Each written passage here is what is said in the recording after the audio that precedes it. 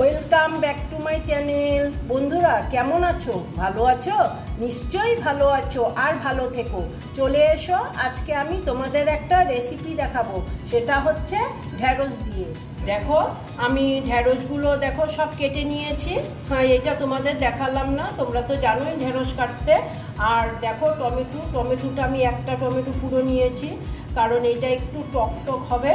আর দেখো পেঁয়াজগুলো সব পাপড়ি বের করে নিয়েছি। হ্যাঁ, সব পাপড়ি বের করে নিয়েছি পেঁয়াজ। আর নিয়েছি কাঁচা লঙ্কা। দেখো বন্ধুরা, আমি গ্যাসটা জ্বালিয়ে দিয়েছি আর কড়াটা বসিয়ে দিয়েছি। হ্যাঁ, এখন আমি তেল দিয়ে দিচ্ছি। দেখো তেলটা গরম হতে দিচ্ছি।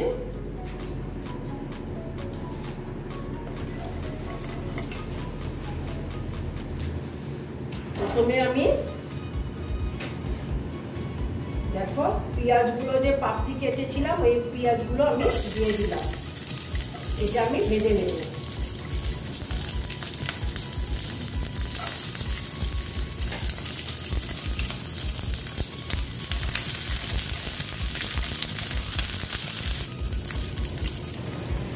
দেখো এটা আমার ভাজা প্রায় হয়ে গেছে, এবার আমি এটা তুলে নেব।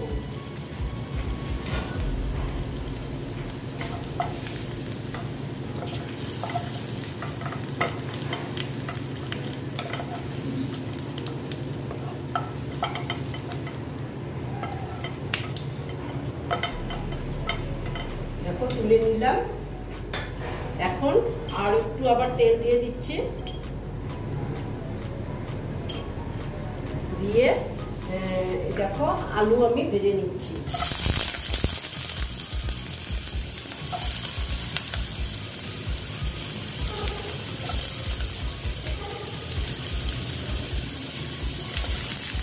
আলুটা ভেজে নিচ্ছি ভালো মতো।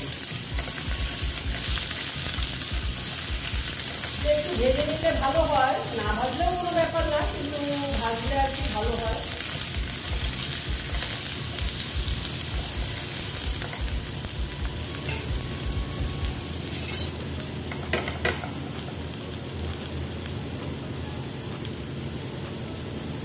দেখো আলুটা মোটামুটি আমার ভাজা হয়েছে।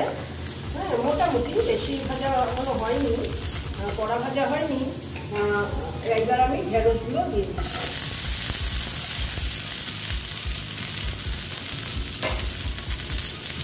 একটু ঢেঁড়সগুলো ভেজে নেব।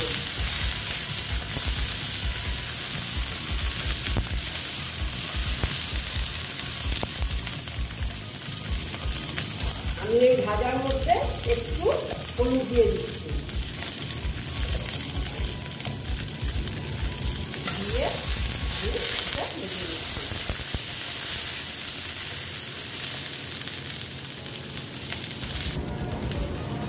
দেখো বন্ধুরা, আমার এটা মোটামুটি ভাজা হয়ে গেছে। একটু ভেজে নিলাম, একটু ভেজে নিলে ঢ্যাঁড়সের ভাতটাও কেটে যাবে, সেই জন্য অনেকটাই কেটে যাবে। হ্যাঁ, এই জন্য আমি একটু ভেজে নিলাম। না ভাজলেও কোনো ব্যাপার না, তোমরা একসঙ্গেও করতে পারো। আমি একটু জাস্ট ভেজে নিলাম। হ্যাঁ, এইবার আমি এটাকে নামিয়ে নিচ্ছি। দেখো বন্ধুরা, এইবার আবার আমি কড়াটা বসিয়ে দিলাম। এখন আবার একটু আমি তেল দিয়ে দিচ্ছি। এতটুকুই দিলাম, কারণ আমি তো সব তো ভেজে নিয়েছি। হ্যাঁ, সেই জন্য তো আমার এত তেলের প্রয়োজন পড়বে না, সেই জন্য এইটুকুই দিলাম। আর একটা শুকনো লঙ্কা দিয়ে দিলাম।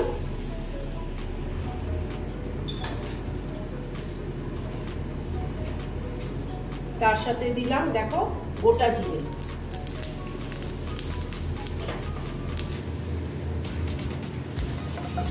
দিয়ে এটা ফোড়নটা হতে দিচ্ছি।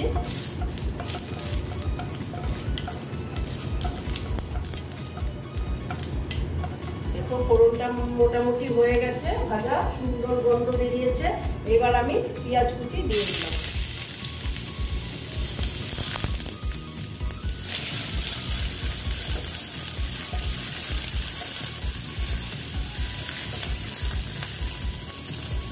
তার সঙ্গে আদা কুচিটাও দিয়ে দিলাম।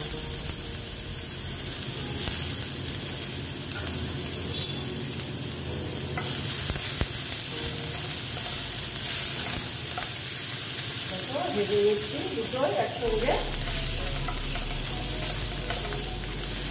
দাদা এখন আমি দিয়ে দেবো টমেটো কুচি। দেখো টমেটোটা আমি বেশি করেই দিলাম, তোমাদের বললাম তো একটু টক টক হবে রান্নাটা, এই জন্য আমি একটু টমেটোটা বেশি দিয়ে দিলাম। দিয়ে টমেটোটা একটু হতে দিচ্ছি।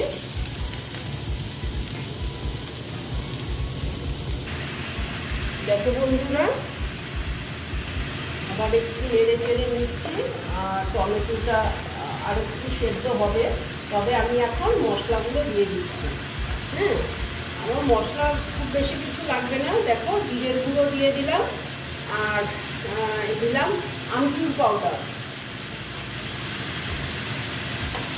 আর দিচ্ছি স্কিনটা কমিয়ে দিলাম, আর দিচ্ছি হলুদ।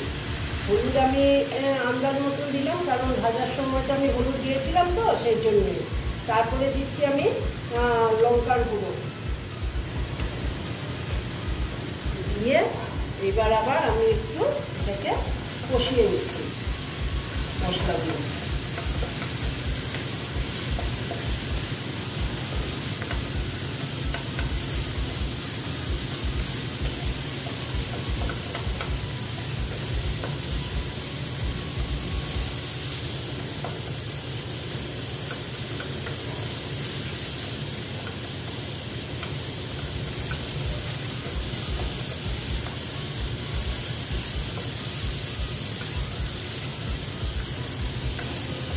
দেখো মশলাটা প্রায় কষানো হয়ে গেছে। এখন আমি দিয়ে দিচ্ছি এই যে দেখো ঢেঁড়সগুলো যে ভাজা করে রেখেছিলাম, এই ঢেঁড়সগুলো দিয়ে দিলাম।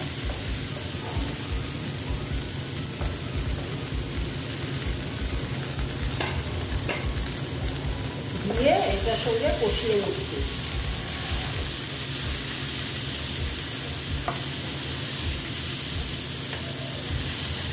একদম সিম্পল একটা রান্না, কারণ ঢেঁড়স তো আমরা সবসময় খাচ্ছি, ঢেঁড়স পোস্ত, তারপর এমনি ঢেঁড়সের একটা তরকারি খাচ্ছি, সেই জন্য আমি একটু অন্যরকম একটু ঢেঁড়স একটা রান্না করে তোমাদের আমি দেখাচ্ছি। দেখো ভালো মতন কষিয়ে নেব। দেখো একটু ঢেকে দিলাম। দেখো বন্ধুরা আমি একটু আবার দেখে নিচ্ছি। খুব সুন্দর গন্ধ বেরিয়েছে, আশা করছি খেতেও ভালো হবে। এখন আমি এখানে দেব নুন। নুনটা একবারে আন্দাজ মতো দিয়ে দিলাম,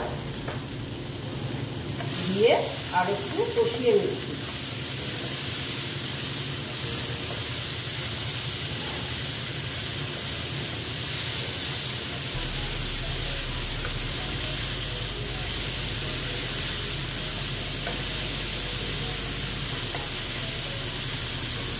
দেখো এখন আমি এই যে পেঁয়াজগুলো যে রেখেছিলাম এই পেঁয়াজগুলো দিয়ে দিচ্ছি।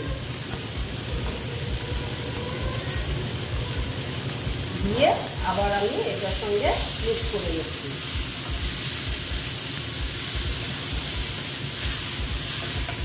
দেখো সুন্দর কষানো হয়ে গেছে, আর খুব সুন্দর একটা গন্ধ বেরিয়েছে। এবার আমি এখানে অল্প অল্প জল অ্যাড করব,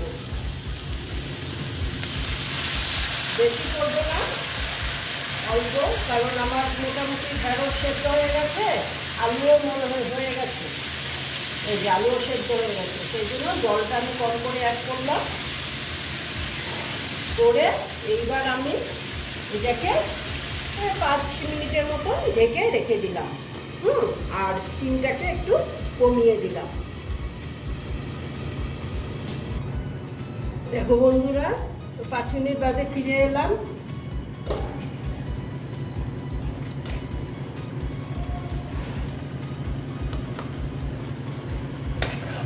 দেখো আমার এই ঢেঁড়সটা মোটামুটি হয়ে এসছে, আর ঝোল কমবে না। এখন আমি স্টিমটা একটু কমিয়ে দিচ্ছি, কারণ আরও কটা জিনিস দেওয়া বাকি আছে, আরও একটা জিনিস। এবার আমি এখানে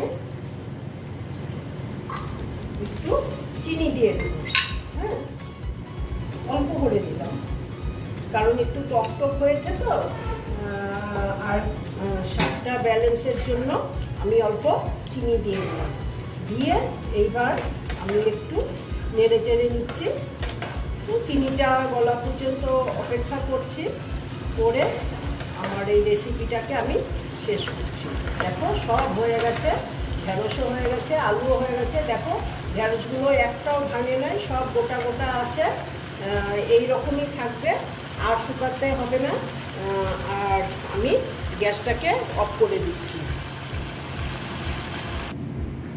এই দেখো বন্ধুরা, আমার ঢেঁড়সের রেসিপিটা কমপ্লিট হয়ে গেল। তোমরা এই রকম রান্না করে খেয়ে দেখবে, আশা করছি খুব ভালো লাগবে। যদি ভালো লাগে তাহলে আমার ভিডিওকে লাইক করবে, আমার চ্যানেলকে সাবস্ক্রাইব করে তোমরা সামনের দিকে এগিয়ে নিয়ে যাবে। নেক্সট রেসিপি নিয়ে আবার তোমাদের কাছে আমি ফিরে আসব। ওকে।